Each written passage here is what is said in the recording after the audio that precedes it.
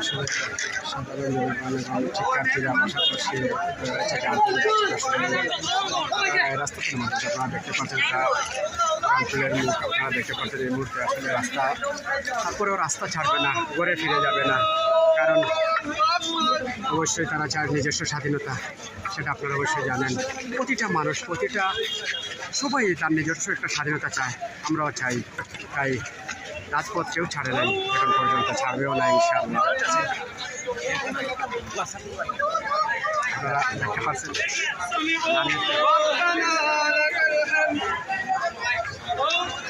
Main রোডে কিন্তু নামাজ পড়া হচ্ছে। আসলে জোরে কথা বলা যাচ্ছে না, যেহেতু নামাজ পড়া হচ্ছে।